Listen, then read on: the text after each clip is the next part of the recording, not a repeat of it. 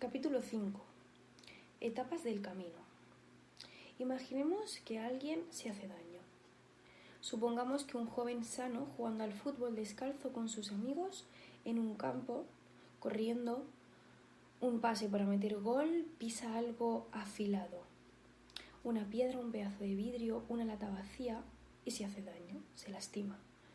El joven sigue corriendo, alcanza la pelota y a pesar del dolor que siente al tocar con el pie para patear, le pega la pelota con todas sus fuerzas, venciendo al portero y ganando el partido. Todos festejan. Un compañero le advierte de la mancha roja que deja en el pasto en cada pisada. El joven se sienta en un banco y al mirarse la planta del pie se da cuenta del corte sangrante que tiene cerca del talón.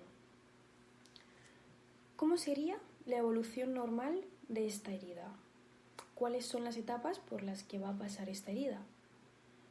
Tal como vimos, muchas veces en un primer momento todo ocurre como si no pasara nada. El muchacho sigue corriendo la pelota, la señora sigue cortando el pan con el cuchillo afilado y el carpintero no nota que se lastima hasta que una gota de sangre mancha la madera.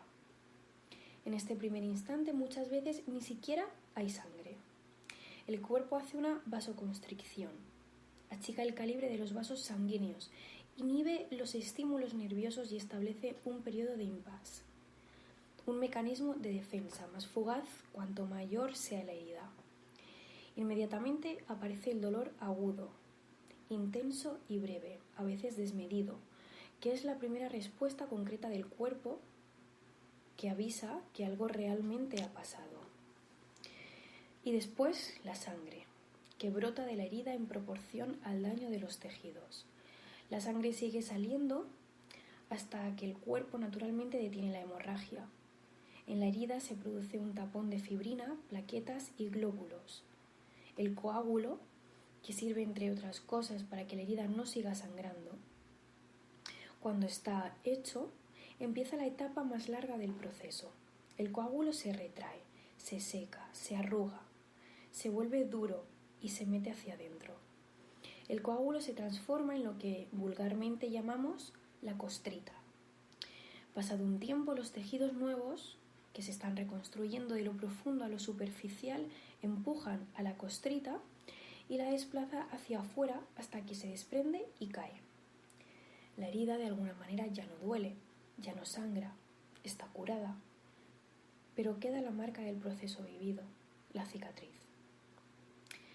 Estas serían las etapas de la sanación de una herida. Primero vendría la vasoconstricción, segundo, el dolor agudo, tercero, el sangrado, cuarto, el coágulo, quinto, la retracción del coágulo, sexto, la reconstrucción fisular y séptimo, la cicatriz. Este es más o menos el proceso evolutivo normal de una herida cortante. Si esto no sucede, algo puede estar funcionando mal. Quiero decir, si un paciente ante una herida cortante más o menos importante no sangra, está mal. Uno podría pensar, mira qué suerte, no ha perdido sangre.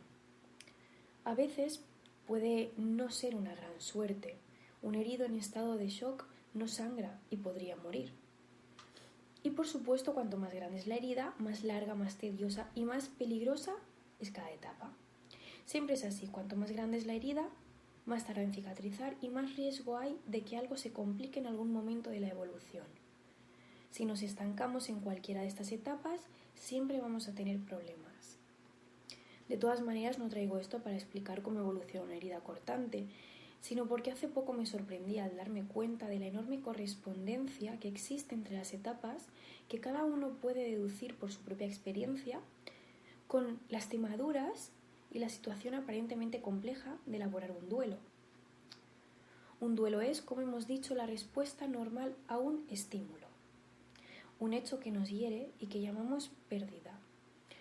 Porque la muerte de un ser querido es una herida, dejar la casa paterna es una herida, irse a vivir a otro país es una herida, romper un matrimonio es una herida. Cada pérdida funciona en efecto como una interrupción en la continuidad de lo cotidiano, como una cortadura. Es una interrupción en la integridad de la piel.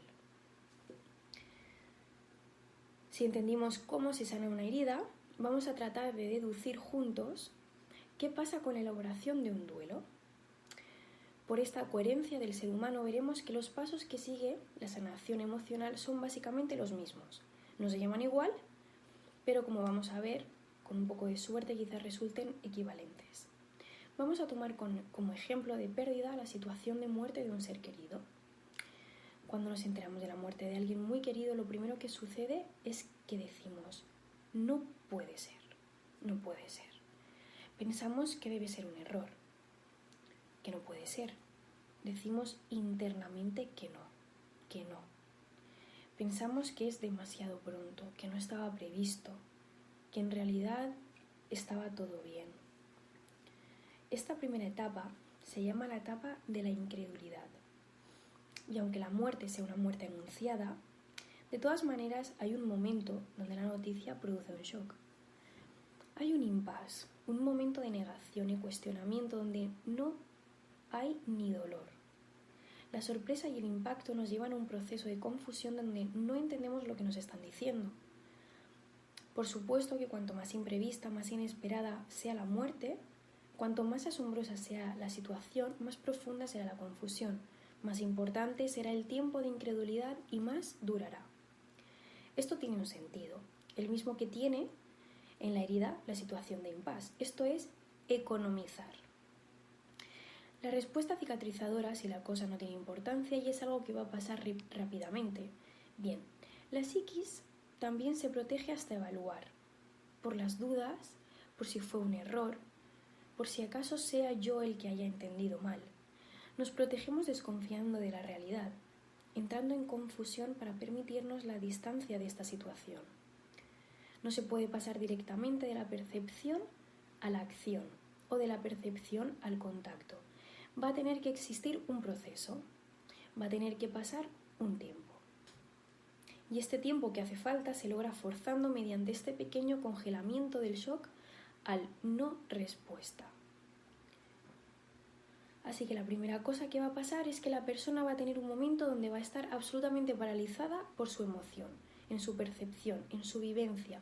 Y lo que va a tener es un momento de negación, de desconfianza, un tiempo de impasse entre la parálisis y el deseo de salir corriendo hacia un lugar donde esto no esté pasando. La fantasía de despertar y que todo no sea más que un sueño. Esta etapa puede ser un momento, unos minutos, unas horas, días, como sucede en el duelo normal, o puede volverse una negación feroz y brutal. En los niños esta historia funciona a veces con un riesgo absoluto. Y mientras el mundo y su familia están evolucionando, el niño está como si no hubiera pasado nada. Está paralizado en esta situación. En realidad negando todo lo acontecido porque no sabe por dónde metabolizarlo. A veces pasa en medio de un velatorio con un niño que tiene 10, 12, 15 años.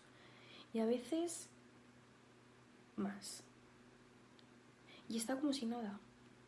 Uno piensa que debería ser totalmente consciente de lo que está pasando y entonces pregunta, ¿no quería a su abuelo? ¿A su madre? ¿A su hermano? Lo quería muchísimo. Estamos todos muy sorprendidos. Esta etapa de la incredulidad, a veces en situación de negación patológica y muchas otras en normal respuesta de defensa frente a lo terrible, un intento no demasiado consciente de no enloquecer. Lo llamo de negación con fines didácticos, aunque en realidad en este momento lo fundamental no es la negación, sino un estado confusional. La persona en cuestión no entiende nada, no sabe nada de lo que pasa y aunque parezca a veces muy conectado, no tiene cabal registro de lo que está sucediendo. Cuando se consigue traspasar esta etapa de incredulidad, no tenemos más remedio que conectarnos con el agudo dolor del darnos cuenta. Y el dolor de la muerte de un ser querido en esta etapa es como si nos alcanzara un rayo. Después de todos nuestros intentos para ignorar la situación, de pronto nos invade toda la conciencia junta de que otro murió. Y entonces la situación nos invade, nos nos desborda, nos tapa. De repente un golpe emocional tan grande desemboca a una brusca explosión. Esta explosión dolorosa es la segunda etapa del duelo normal. Es la etapa de la regresión. ¿Y por qué la llamamos regresión? Porque lo que en los hechos sucede es que uno llora como un niño, uno patalea, uno grita desgarradoramente. Demostraciones para nada racionales del dolor y absolutamente desmedidas. Actuamos como si tuviéramos 4 o 5 años. No hay palabras concretas. No decimos cosas que tengan sentido. Lo único que hacemos es instalarnos en estado continuo de explosión emocional. Intentar razonar con nosotros en ese momento es tan inútil como sería explicarle a un niño de 4 años por qué su mascota fue atropellada por un coche. En esta etapa tampoco hay ninguna posibilidad de quien está de duelo nos escuche. El de la primera etapa porque estaba en shock por la noticia, negando, evitando y confundido. Este otro porque está desbordado por sus emociones, absolutamente capturado por sus aspectos más primarios, sin ninguna posibilidad de conectarse, en pleno dolor irracional. Así como en la herida física, de pronto, el dolor me avisó y me di cuenta de que me había lastimado, y cuando supe empecé a sangrar. Asimismo, cuando las emociones desbordadas empiezan a salir para afuera, empiezo a sangrar.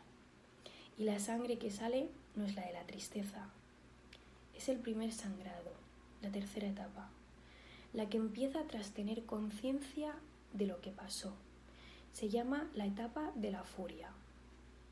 Ya he llorado, ya he gritado, ya he moqueado, ya me arrastré por el suelo, ya hice todo lo irracional que me conectaba al dolor infinito. Ya intenté negar lo que pasaba y ahora irremediablemente, a veces más rápido y otras más lento, a veces con más tiempo y a veces con menos, llega un momento de furia. Furia es bronca. Mucha, mucha, mucha bronca. A veces muy manifiesta como bronca y otras veces disimulada. Pero siempre hay un momento en el que nos enfadamos. ¿Con quién? Depende. A veces nos enfadamos con aquellos que consideramos responsables de la muerte, por ejemplo los médicos que no lo salvaron, el hombre que manejaba el camión con el que chocó, el piloto de avión que se cayó, la compañía aérea, el señor que le vendió el apartamento que se incendió, la máquina que se rompió, el ascensor que cayó, etc. Nos enfadamos con todos para poder pensar que tiene que haber alguien a quien responsabilizar de todo esto. O nos enfadamos con Dios. Si no encontramos a nadie y aún encontrándolo, nos ponemos furiosos con Dios. Y empezamos a cuestionarlo. O quizás nos enfadamos con la vida, literalmente con la vida, con la circunstancia, con el destino. Y empezamos a putear y reputear la vida que nos arrebata al ser querido. Lo cierto es que con Dios, con la vida, con uno mismo, con el otro, con el de más allá, con alguien, siempre hay un momento en el que conectamos con la furia. Ahora con este y después con el otro. ¿O no? En lugar de eso, o además de eso, nos enfadamos con el que murió. Nos ponemos furiosos porque nos abandonó, porque se fue, porque no está, porque nos dejó justo ahora, porque se muere en el momento que no era adecuado, porque no estábamos preparados, porque no queríamos, porque nos duele, porque nos molesta, porque nos fastidia, porque nos complica, porque nos jode, porque sobre todo nos dejó solos de él, solos de ella. A veces, si muere mi mamá, me enfado con mi papá porque sobrevivió él. Me enfado con el hermano mayor de mi padre porque él vive y mi papá murió. Sea con el que sea las circunstancias, sea con Dios, con la religión, con el vecino, sea con el que no tiene nada que ver o con quien sea, me enfado. Me enfado con cualquiera a quien pueda culpar de mi sensación de ser abandonado. No importa si es razonable o no. El hecho es que me enfado. Pero, ¿cómo puede ser que yo me enfade? La verdad es que yo sé que los otros no son culpables de esto, de lo que los acuso. Lo que pasa es que la furia tiene una función, como la que tiene el sangrado. Esta furia está ahí para producir algunas cosas, como la sangre sale para permitir el proceso que sigue. La furia tiene como función anclarnos a la realidad, traernos de la situación catastrófica de la regresión y prepararnos para lo que sigue. Tiene como función terminar con el desborde de la etapa anterior, pero también intentar protegernos por un tiempo más del dolor de la tristeza que nos espera. Para que pare la sangre habrá que taponar la herida con algo que sea justamente el resultado del sangrar. Porque si el paciente siguiera sangrando, se moriría. Si el paciente siguiera furioso, se moriría agotado, destrozado por la furia. Algo tendrá que parar esta sangre, algo tendrá que actuar como tapón, como si fuera un coágulo. Este derivado construido de la misma sustancia de la furia que la reemplaza y la frena se llama culpa. En el proceso natural de la elaboración de un duelo aparece tarde o temprano la etapa de la culpa. Nos empezamos a sentir culpables por habernos enfadado con el otro. Se murió y encima yo me enfado. Culpables por enfadarnos con otro, culpables con Dios, culpables por no haber podido evitar que se muriera. Y empezamos a decirnos estas estupideces, las siguientes. ¿Por qué le habré dicho que vaya a comprar eso? Si no le hubiera dejado el coche, si no le hubiera pagado ese billete no podría haber ido a Europa, debería haberlo llevado al médico, si no lo hubiera presionado un poco se habría salvado, si yo hubiera estado entonces no habría muerto, quizás me llamó y yo no estaba. ¿Para qué hacemos esto? Sabemos lo que se viene y estamos intentando defendernos. Estas fantasías omnipotentes intentan salvarnos de la sensación de impotencia que seguirá después. Culparnos es una manera de decretar que yo lo habría podido evitar. Una injusta acusación por todo aquello que no pudimos hacer. Por no haberte contado lo que nunca supiste. Por no haberte dicho en vida lo que hubiéramos querido decirte. Por no haberte dado lo que podíamos haberte dado. Por no haber estado el tiempo que podíamos haber estado. Por no haberte complacido en lo que podíamos haberte complacido. Por no haberte cuidado lo suficiente. Por todo aquello que no supimos hacer y que tanto reclamabas. Y como no puedo enojarme contigo porque me privaste del tiempo de hacerlo y porque la etapa de furia ya pasó, estoy coagulando para salirme de la furia que tengo, cargando con el peso de la culpa. Pero la culpa también es una excusa, también es un mecanismo. La culpa es, como ya lo he dicho tantas veces, una versión autodirigida del resentimiento. Es la retroflexión de la bronca. Por eso digo que está configurada de la misma sustancia que la furia, como el coágulo es la misma sustancia de la sangre. La culpa no dura porque es ficticia y cuando se queda nos estanca en la parte mentirosa, omnipotente y exigente del duelo. Pero si no hacemos algo que nos detenga, naturalmente aparece la retracción del coágulo, como pasa con la herida. Voy metiéndome para adentro, voy volviéndome seco y llego a una etapa, la quinta, desde lo subjetivo, la más horrible de todas. La etapa de la desolación. La etapa de la desolación es la de la verdadera tristeza. Esta es la etapa más temida, tanto que gran parte de lo anterior pasó para evitar esto, para retrasar nuestra llegada aquí. Aquí es donde está la impotencia, el de darnos cuenta de que no hay nada que podamos hacer, que el otro está irremediablemente muerto y esto es irreversible. Piense yo lo que piense y crea lo que yo crea. Crea yo en el mundo por venir o no, en el mundo de después o no, en el mundo eterno o no. Crea yo o no que en algún lugar está mirándome y que nos vamos a encontrar. Lo cierto es que en este lugar no hay nada que yo pueda hacer. y esto me conecta con la impotencia. Y como si fuera poco, aquí está también nuestro temido fantasma, el de la soledad. La soledad de estar sin el otro, con los espacios que ahora quedaron vacíos, conectados con nuestros propios vacíos interiores, conectados con la certeza de que hemos perdido algo definitivamente.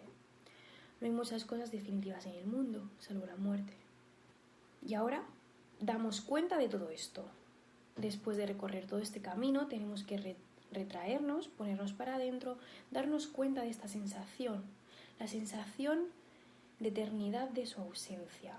Nos damos cuenta de que las cosas no van a volver a ser como eran y no sabemos con certeza pronosticar de qué manera van a ser. Y tomo absoluta conciencia y siento la sensación de ruina, como si fuera una ciudad devastada, como si algo hubiera sido arrastrado dentro de mí, como si yo fuera lo que queda de una ciudad bombardeada.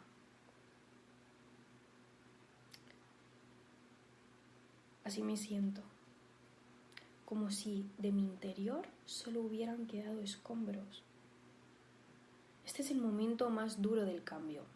En honor a esta etapa se llama el camino de las lágrimas. Esta es la etapa de la tristeza, que duele en el cuerpo.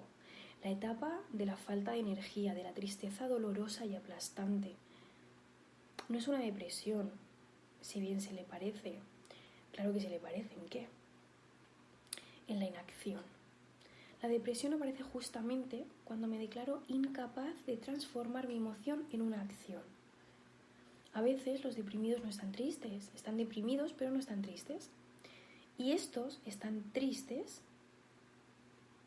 no sé si están deprimidos, quizás sí, quizás no, pero lo que seguro están es desesperados.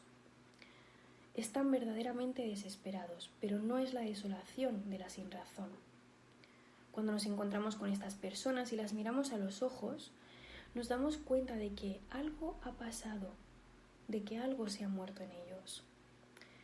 Y es bien triste acompañar a alguien que está en este momento. Es triste porque comprendemos y sentimos. Porque nos compadecemos de lo que le pasa. Quiero decir, padecemos con esa persona.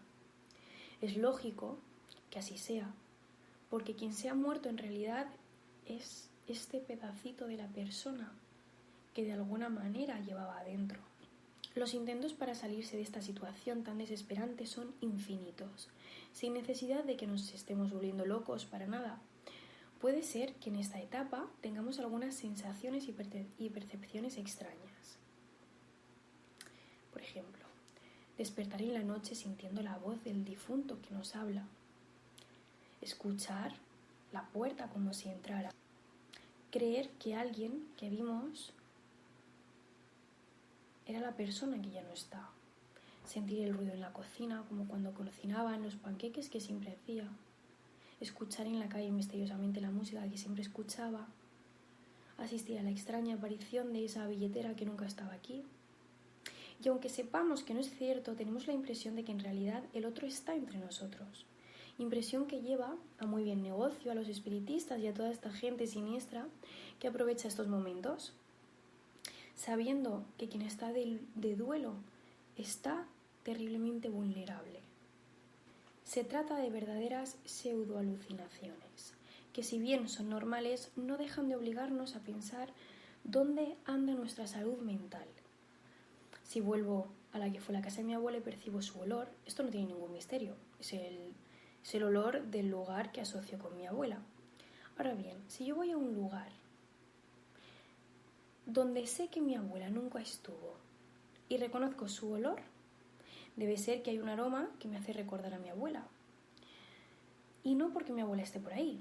Si se me ocurre pensarlo así, posiblemente mi situación emocional me esté jugando una mala pasada. Una pseudoimaginación no es una alucinación. Yo sé que lo que estoy percibiendo no es, pero lo estoy percibiendo.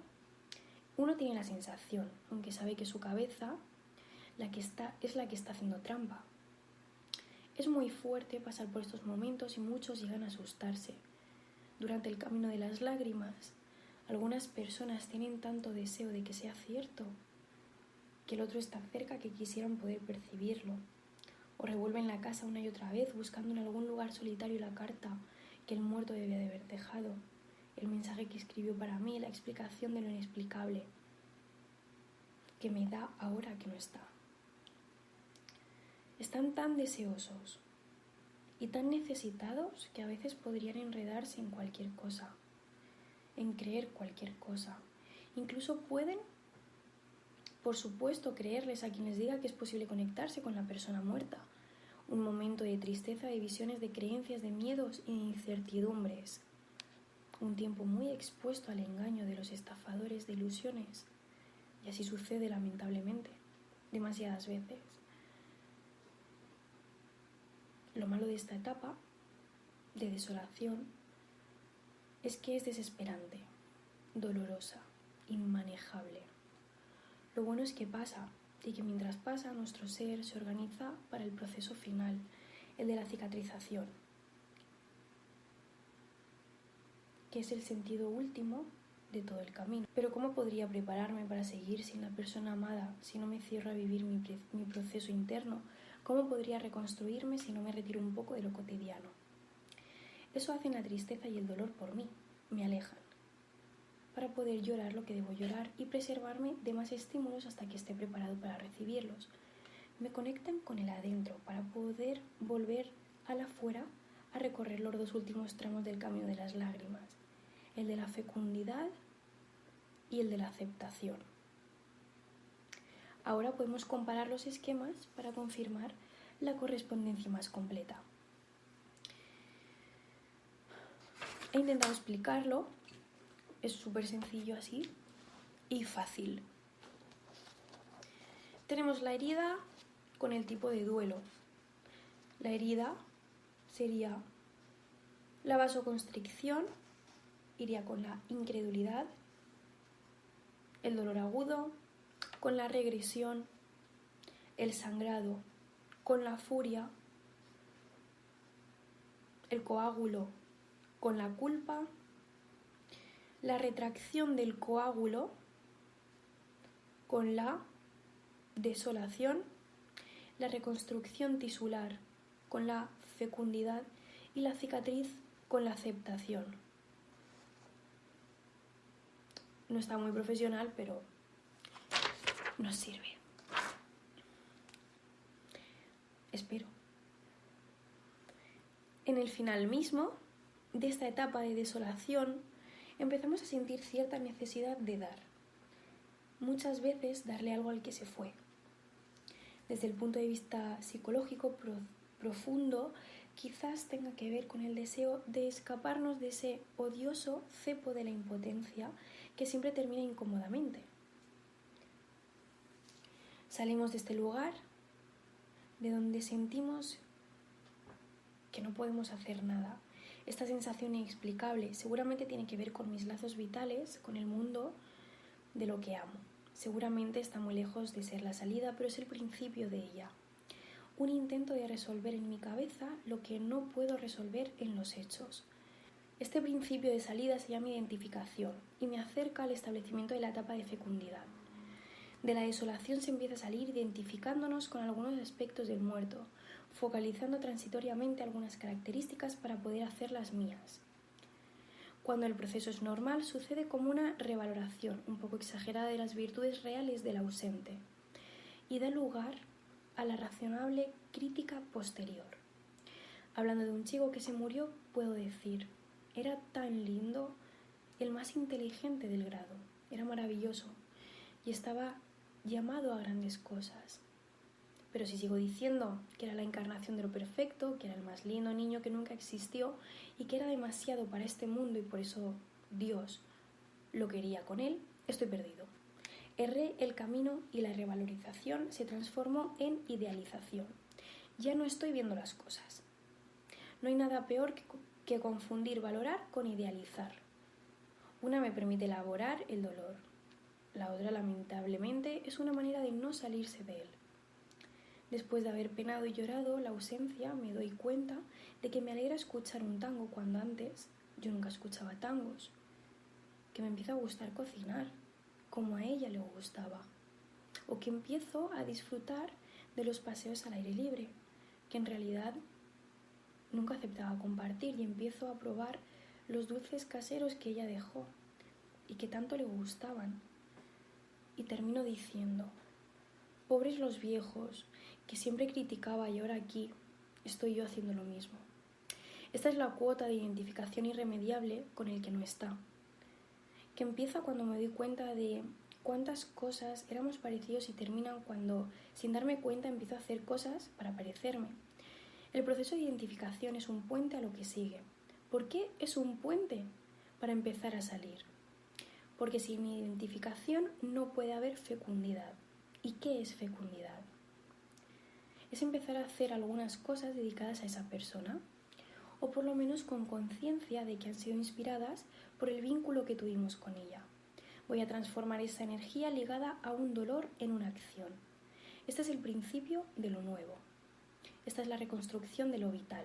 Este es el comienzo, lograr que mi camino me lleve a algo que de alguna manera se vuelva útil para mi vida o para la de otros, inspirados en la estructura original de los grupos de autoayuda que se expandieron por el mundo a partir de la exitosa experiencia de Alcohólicos Anónimos. Se ha creado infinidad de grupos autogestionados, grupos de personas que comparten lo que les ha pasado. Hay grupos de padres que han perdido un hijo, grupo de huérfanos, grupos de familiares accidentados, grupos de gente que sufre de la misma enfermedad que yo sufro. Grupos de tarea que se ocupan de brindar ayuda a aquellos que atraviesan un momento del camino que ellos ya recorrieron y que son la materialización de esto, que estoy llamando duelo. La transformación del duelo solo doloroso y aislado en una historia que le dé un sentido adicional a la propia vida. Si esto se puede hacer, entonces se llegará a la aceptación, la última etapa del camino de las lágrimas, el equivalente de la cicatrización. Sería la etapa de la aceptación. Aceptación quiere decir dos cosas. La primera es discriminarse. La palabra no es bonita, pero no hay otra. Discriminarse de la persona que se murió, separarse, diferenciarse, asumir sin lugar a dudas que esa persona murió y yo no. Quiere decir que el muerto no soy yo. Quiere decir la vida terminó para ella o para él, pero no terminó para mí. Quiere decir resituarse en la vida que sigue. La segunda cosa que quiere decir es aceptar, es interiorizar. Recuerden, venimos de la identificación, él era como yo, y de la discriminación, pero no era yo. Y sin embargo, yo no sería quien soy, ni siquiera lo hubiera conocido. Algo de esa persona quedó en mí. Esto es la interiorización, la conciencia de lo que el otro dejó en mí y la conciencia de que por eso siguen vivas en mí las cosas que aprendí, exploré y viví. Lacan dijo algo fantástico respecto del duelo. Uno llora a aquellos gracias a quien es. Y a mí me parece increíblemente sabio este pensamiento, esta idea. Gracias a algunas personas yo soy quien soy, sea yo consciente o no del proceso. De hecho, todos los seres que quiero en el mundo han tenido que ver con esto que yo soy hoy, y por eso los lloraré cuando no estén. Ya claro que esto no sucede solo con el fallecimiento de alguien. Siempre que lloro por una pérdida, aun en el caso de un divorcio, o sobre todo en el caso de un divorcio, lloro por perder lo que, me guste o no, ha sido determinante en que yo me haya transformado en lo que soy. Cuando decíamos al principio del libro que no importa el tiempo compartido, que no importa si te sacaron esto que lloras o no, si lo dejaste por algo mejor o por nada, señalábamos que el dolor de la pérdida es por la despedida de aquello, persona, cosa, situación o vínculo que ha sido fundamental en mi manera de ser. Y aquí termina el camino. ¿Por qué? Porque me doy cuenta de todo lo que esa persona me dio y de que no se lo llevó con ella. Me doy cuenta de que puedo tener dentro mío lo que esa persona dejó en mí y encuentro que esta es una manera de tener a la persona conmigo. Entonces descubro que ya no tengo que seguir cargando con el cadáver de por vida. La discriminación y la interiorización me permitirán aceptar la posibilidad de seguir adelante, a pesar de que, como en todas las heridas, también quedará cicatriz. Para siempre, para siempre. Entonces no se supera, pero no se olvida. Cuando el proceso es bueno, las cicatrices ya no duelen. Y con el tiempo se mimetizan con el resto de la piel y casi no se notan, pero están ahí. Cuando yo hablo de esto, me toco el muslo izquierdo y digo, aquí está la cicatriz de la herida que me hice cuando me lastimé. Yo tenía 10 años. ¿Me duele? No. Ni siquiera cuando me toco. No me duele. Pero si uno mira de cerca, la cicatriz está. Ahora explico las etapas del duelo normal.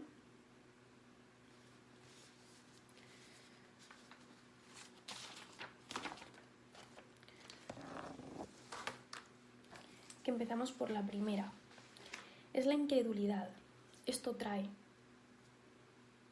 la parálisis, la negación y la confusión. La segunda es la regresión, que con ella trae llanto explosivo, berrinche, desesperación. La tercera es la furia, bien con el causante de la muerte o con el muerto por el abandono. La cuarta es la culpa, por no haberlo podido salvar o por lo que no hicimos. Después, en la quinta tenemos la desolación, que trae impotencia, desasosiego, pseudoalucinaciones, idealización y la idea de ruina. El sexto es la fecundidad, que trae la acción dedicada y la acción inspirada. Y la séptima y última es la aceptación, que trae la discriminación y la interiorización.